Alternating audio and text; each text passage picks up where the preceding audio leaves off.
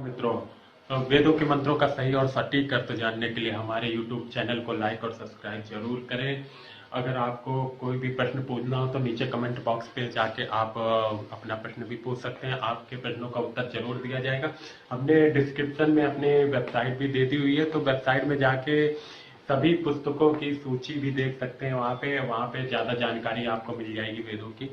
और अगर आपको कोई भी शंका या समाधान हो तो कमेंट बॉक्स में जरूर बताएं और हमारे वीडियो को ज़्यादा से ज़्यादा शेयर करें। धन्यवाद।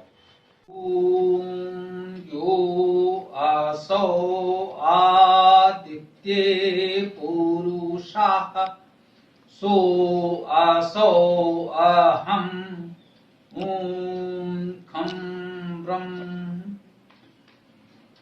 वेद मंत्रों के व्याख्यान की श्रृंखला में यजुर्वेद के 40वें अध्याय की चर्चा हम लोग कर रहे हैं। इसके 5 मंत्रों की चर्चा हम लोग कर चुके हैं। आज छठे मंत्र पर विचार करेंगे। ओम यह तु सर्वाणि भूतानि आत्मनि एव अनुपश्यति सर्वभूतेषु च आत्मानं ततो नाविचिकित्सति। जो प्राणी सभी प्राणियों को देखे बसे आत्म तत्व में ही, जो देखे सब में आत्मा को उसको भ्रम संशय कभी नहीं। इस मंत्र में हमें यह बताया जा रहा है कि संपूर्ण चराचर सृष्टि में एक आत्म तत्व ही सर्वत्र व्याप्त है। इस मूल तत्व को, इस परम सत्य को हमें समझना चाहिए, जानना चाहिए, पूरी तरह आत्मसात कर लें, इसका अनुभव करने लगे, तब इसका लाभ है। शब्दों में कहीं पुस्तकों में पढ़ लिया, किसी से सुन लिया, हाँ भाई वहां पढ़ा था, उन्होंने कहा था, वो शब्द हम जान गए, इससे वो लाभ नहीं मिलता। जो मंत्र कहना चाहता है, वेद के स्वाध्याय अनुशीलन का जो लाभ है, इस मंत्र को जानने समझने का जो उपयोग है, वो इतने भर से पूरा नहीं होता। परंतु यह भी सत्य है कि यह प्रथम चरण है कि हम उसे पढ़ें, शब्दशः उसका अर्थ समझें, उसे जानें। यह प्रथम चरण है। इतना पर्याप्त तो नहीं है, परंतु यदि इसकी ही उपेक्षा कर देंगे तो अगले चरण में हम पहुंच ही नहीं सकेंगे। कुछ लोगों को यह भ्रम हो जाता है कि भाई इन शब्दों को जान लेने से क्या होता है, मुख्य बात तो उसको अनुभव करना है, उसकी अनुभूति होना है। बिल्कुल सत्य है।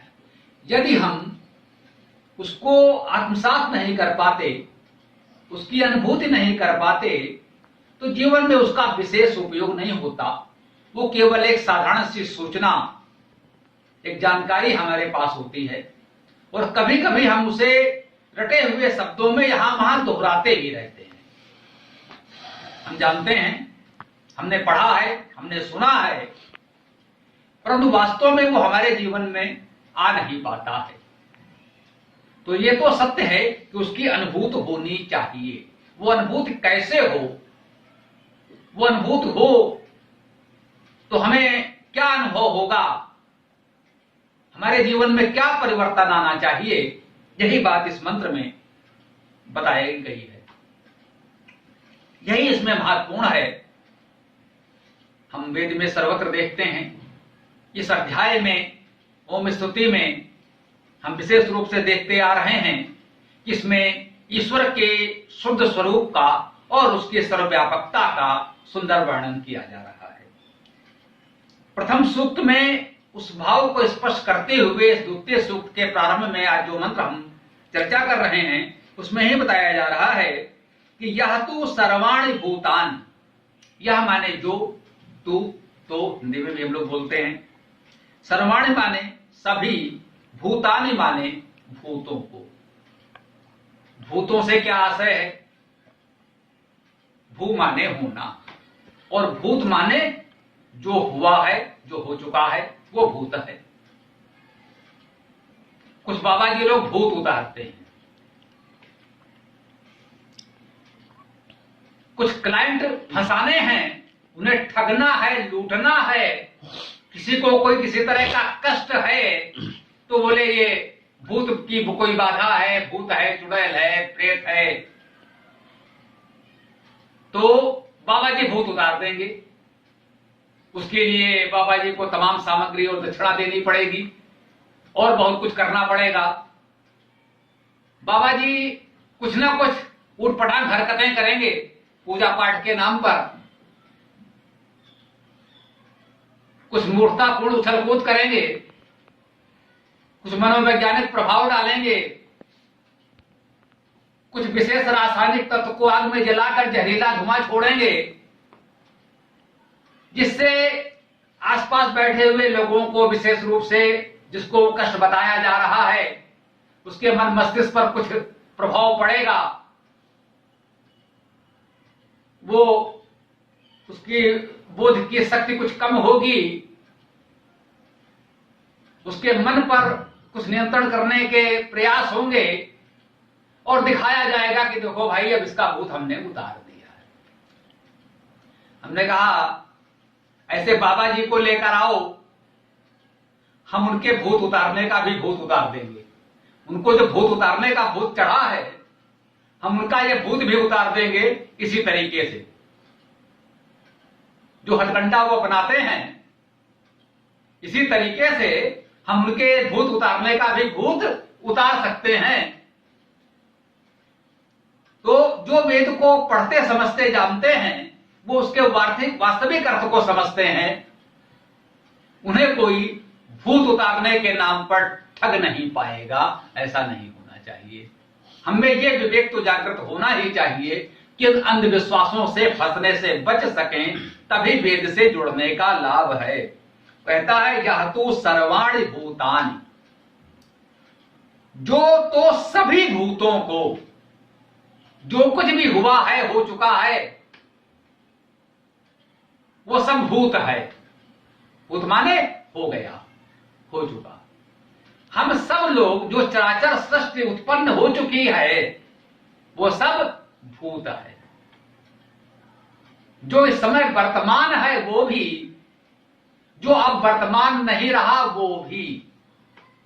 जब व्यक्ति जीवित है, हमारे समक्ष वर्तमान है, तो उसे हम देख रहे हैं। अब क्या है भाई, वो भूत हो गया, वो वर्तमान नहीं रहा, उसकी मृत्यु हो गई, अब वो भूत हो गया, वो भूतकाल में चला गया, वो है नहीं, अब वो था। तो जो अब नहीं है पहले था, तो हम कहते हैं क्या है, वो भूत है, वो भूतकाल की बात है।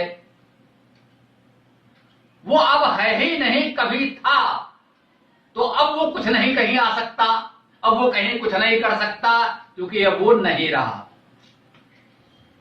जो वर्तमान है वही कुछ कर सकता है। यहां जो भूत की बात की गई, उसमें जो कुछ हो चुका है वो सब है। वो जो वर्तमान है, जो वर्तमान नहीं रहा, केवल भूत हो गया, वो भी। तो क्या कहा, जो तो सर्वाणि भूतानि, सभी भूतों को, वाक्यांश है। ये वाक्य पूरा करेंगे। आगे क्या कहते हैं, आत्मन एव अनुपश्यति। आत्मन माने आत्मा में, एव माने ही, अनुपश्यति देखता है, पश्य माने देखना। यह तो सर्वाणि भूतानि आत्मन एव अनुपश्यति, जो तो सभी भूतों को आत्मा में ही देखता है। हमने इस वेद की चर्चा करते हुए यह समझा है कि वो परमपिता परमात्मा, वो मूल आत्म तत्व सदा सर्वत्र व्याप्त है, वो सर्वव्यापी है। तो हमारे जीवन में इसकी अनुभूति यदि हो जाए तो हम सभी भूतों को उस आत्म तत्व में ही देखें। हमें जो कुछ दिख रहा है, जो हमारे समक्ष है, वर्तमान है, और जो भूत है, हो चुका, अब हमको नहीं दिख रहा है, वो सब कुछ उसी आत्म तत्व में लीन है। वो आत्म तत्व सर्वव्यापी है। जो कुछ भी है वो सब कुछ उसी में है, उसी के अंतर्गत है। क्या कह रहे हैं? आत्मन एव अनुपस्थिति। जो ऐसा ही देखता है, वो आत्मा में ही देखता है। वो ऐसा नहीं मानता कि ये जो हम देख रहे हैं कोई व्यक्ति वस्तु जो उस आत्म तत्व से परे है, उससे पृथक है, अलग है। ऐसा नहीं हो सकता। ये हमें स्मरण रखना चाहिए।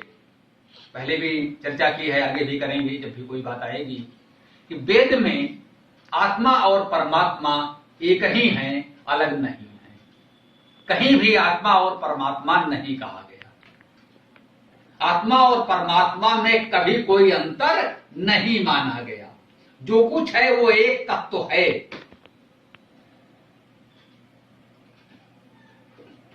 नीचे जल था, ऊपर हिम था, एक तरल था, एक सघन। एक तत्व की ही प्रधानता, कहो उसे जड़ या चेतन। जो भी जड़ चेतन सृष्टि है वो सब कुछ एक तत्व है, वही आत्म तत्व है, वही परमात्मा है जो विविध रूपों में व्यक्त हुआ है। तो मंत्र हमसे कह रहा है कि जो सभी भूतों को, सभी जड़ चेतन को, जो कुछ भी सृष्टि हुई है उस सब को उस आत्म तत्व में ही देखता है। जो इस बात को अनुभव करता है कि ये जो कुछ भी है सब उस आत्म तत्व के अंतर्गत ही है, उससे परे कहीं कुछ है ही नहीं। और सर्वभूतेषु च आत्मानम, सभी भूतों में आत्मा को। हमने क्या कहा? अभी हमने जाना कि सभी भूतों को उस आत्मा में देखता है। और सर्वभूतेषु च आत्मानम, सभी भूतों में उस आत्मा को देखता है। सभी भूतों को आत्मा में देखता है और सभी भूतों में आत्मा को देखता है। अर्थात सब में वह है और उसमें सब है। जो कुछ है चराचर जड़ चेतन जगत, वो सब कुछ उसी ईश्वर, उस आत्म तत्व परमात्मा के अंतर्गत है। उससे परे कुछ नहीं है। जो कुछ है वही है और इन सभी भूतों में वही एक आत्म तत्व सर्वव्याप्त है। ईशावास्यम विदम सर्वम, इस अध्याय का पहला सूत्र हमको बताया गया था। वही आत्म तत्व सर्वत्र व्याप्त है। तो सर्वभूतेषु च आत्मानम ततो न विचिकित्सति। जो इतना अनुभव कर लेता है वह कभी भ्रमित नहीं होता। विचिकित्सा नहीं, उसे कभी कोई सत्य जानकारी से विपरीत अनुभव नहीं होता। जो सत्य है, जो परम सत्य है, जो परम तत्व है, उसे वो समझ लेता है। उसे कभी किसी तरह का भ्रम संशय नहीं होता। जो हमने काव्यानुवाद में कहा, उसको भ्रम संशय कभी नहीं। भूत का बहुत व्यापक अर्थ हमने भी आपको बताया कि जो कुछ हो गया है वो सब कुछ भूत है। उसमें संपूर्ण जड़ चेतन, संपूर्ण सृष्टि इस भूत में समाहित है। ये उसका व्यापक अर्थ है। व्यवहार में समझने के लिए, जो लोक व्यवहार में हमें दैनिक जीवन में समस्या आती है, चलिए थोड़ी देर के लिए मान लें, अनेक व्याख्याकारों ने ऐसा कहा है, किया है, इस भूत को सामान्यतः प्राणी मान लें। वैसे तो सब कुछ है ही, प्राणी भी उसी में शामिल है, उससे अलग तो नहीं है। तो चलिए इस दायरे को थोड़ा छोटा करें, क्योंकि हमारी समझ छोटी है। तो थोड़ा छोटा करके समझने का प्रयास करें। इतना व्यापक विराट सृष्टि हमारी दृष्टि में नहीं आ रही है। तो चलिए देखा, जो भी प्राणी हैं तो जो प्राणी, सभी प्राणियों को, हम भी प्राणी हैं, हम सबको उस आत्म तत्व में देखें और सब में उस आत्मा को देखें। तो जो ऐसा देखता है उसको भ्रम संशय कभी नहीं, उसको कभी किसी प्रकार का भ्रम नहीं होता, उसको कभी कोई संशय संदेह नहीं होता कि ऐसा क्यों है, वैसा क्यों है, ये कौन अपना है, कौन पराया है। अयम निजा परो वेति गणना लभ चेतसाम उदार चरिता नाम तू वसुधैव कुटुंबकम। वसुधैव कुटुंबकम तो छोटी बात है, यहां तो कह रहा है कि संपूर्ण सृष्टि वही एक मूल परमात्म तत्व है जिससे सब उत्पन्न है, अंत में सबको उसी में लय होना है, और जब तक यह सृष्टि दृष्टिगोचर है तब भी उसी में है, उससे परे तो है नहीं। तो जब ये व्यापक दृष्टिकोण हम में आ जाएगा तब हम कैसे कहेंगे कोई अपना है, कोई पराया है, तब कैसे कहेंगे कोई छोटा है, कोई बड़ा है, तब कैसे कहेंगे कि ये नीचा है, ये ऊंचा है, फिर कोई नीच या ऊंच कैसे हो पाएगा। इस तरह के भ्रम हमारे मन में क्यों पल रहे हैं। स्वामी विवेकानंद जी ने कहा कि यह हमारी सबसे बड़ी विडंबना है, वेद वेदांत का उतना उचित दर्शन जो संपूर्ण सृष्टि को एक आत्म तत्व में देखता है और व्यवहार में किसी मनुष्य की छाया पड़ने से दूसरा मनुष्य अपवित्र हो जाता है। हम मान लेते हैं कि किसी कुल विशेष में जन्म लेने से कोई ऊंचा नीचा हो जाता है, तो ये तो वेद तत्व का अनादर है, ये तो सनातन धर्म का अनादर है। ये हम सनातन धर्म होने का दावा कैसे कर सकते हैं? यदि हम सनातन धर्म के हैं, हम सनातन धर्म को मानते हैं, हम वेद वेदांत को मानते हैं, जानते हैं, तो फिर हमको ये भ्रम संशय नहीं होना चाहिए। कोई भी जन्म के आधार पर, धन के आधार पर, पद के आधार पर, किसी रूप सौंदर्य के आधार पर, किसी शारीरिक शक्ति के आधार पर छोटा बड़ा कैसे हो सकता है? सबके भीतर वही परमात्मा तो है। संपूर्ण सृष्टि उसी की है। चलिए हम अपने दायरे को छोटा करते हैं, ये पूरी पृथ्वी ही सही है उसी की ना। उसने ये पृथ्वी बनाई, हम सबके लिए बनाई। उसने तो इस भूमि का कोई टुकड़ा किसी के नाम बैनामा पट्टा किया नहीं कि भैया इतनी भूमि आपकी और इतनी भूमि आपकी। उसने तो ऐसा कोई पट्टा नहीं किया। उसने तो नहीं कहा कि इतना देश भारत है, इतना देश चीन है। ये सीमाएं तो हमने बनाई ना। ये भारत, चीन, जापान, पाकिस्तान, ईरान, इराक, ये हमने बनाए, ईश्वर ने नहीं बनाए। ईश्वर ने तो एक पृथ्वी बनाई, वो गोल है। ये रेखाएं हमने खींची। उसने हिंदू मुसलमान नहीं बनाए, ये हमने बनाए। ये दूरियां हमने पैदा की, ये दीवारें हमने बनाई, ये दरारें हमने बनाई। उसकी एक धरती पर हमने कितनी लकीरें खींच दी, और उसके बाद हम कहते हैं ईश्वर सर्वव्यापी है। यदि ईश्वर सर्वत्र है, वही ईश्वर मुझ में है, वही ईश्वर आप में है, वही हिंदू में है, वही मुसलमान में है, वही ब्राह्मण में है, वही दलित में है, वही भारतीय में है, वही पाकिस्तानी में है, तो इतना भेदभाव कैसे संभव है? इतना द्वेष कैसे संभव है? एक दूसरे के प्रति इतनी कटुता, इतनी शत्रुता कैसे संभव है? यदि ये हमारे मन में है तो इसका अर्थ है हम ईश्वर को नहीं मानते। तब हम आपस में भेदभाव करते हैं। क्या सबका ईश्वर अलग अलग है? जो हमारा ईश्वर सर्वव्यापी है, इसके लिए हमने कहा ईशावास्यमिदं सर्वम, वो ईश्वर क्या पाकिस्तान में नहीं है, वहां कोई दूसरा है? ईश्वर से परे तो कुछ नहीं है। क्या वो चीन में नहीं है? जो हम कहते हैं संपूर्ण सृष्टि में है, तो इस छोटी सी धरती का बंटवारा हम कैसे कर देते हैं? हम कैसे कह देते हैं वही नदी, वही जल, वही वायु उसने बनाया, सबके लिए एक सा बनाया, वही जल किसी दलित के छू लेने से अपवित्र कैसे हो जाता है जो सबको पवित्र करने वाला है? हम कैसे ये मान लेते हैं कि हमारे बीच इतना भेदभाव है?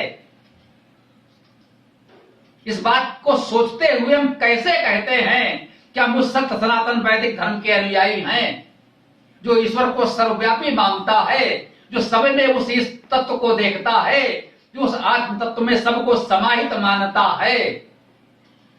ये हमें कब किसने सिखाया कि हमारे बीच इतनी लकीरें खिंच गई, इतनी दीवारें खिंच गई, इतनी दरारें बन गई, हमारे बीच इतनी दूरियां कहां से आ गईं?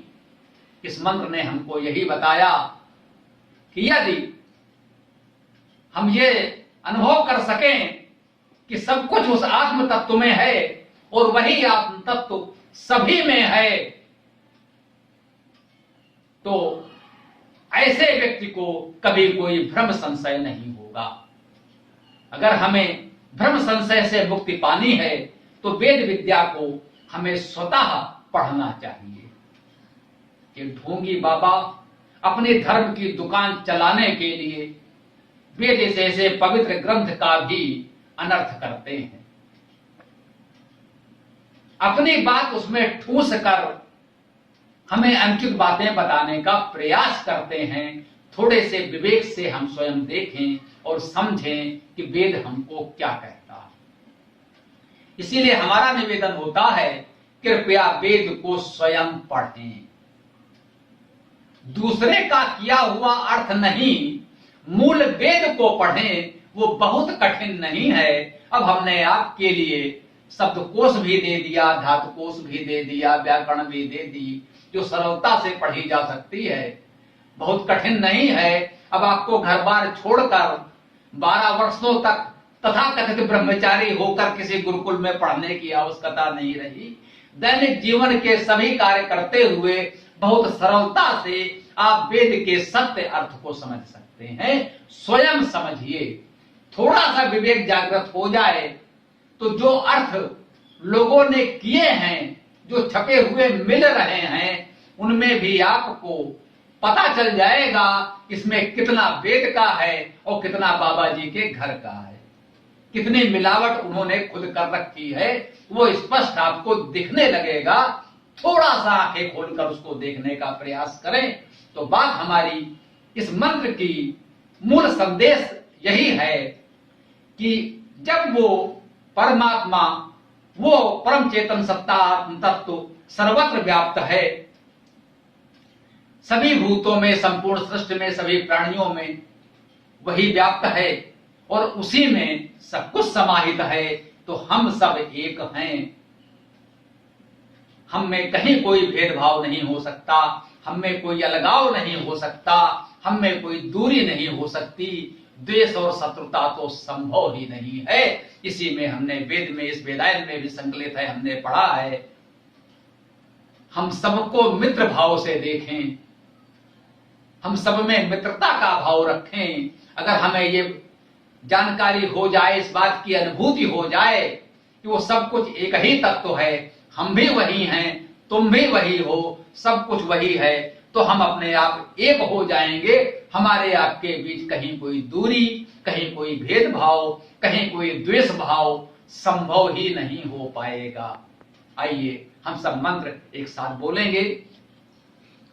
ओम यो आसो आदित्य पुरुषः सो आसो वाहम् ओम खं ब्रह्म।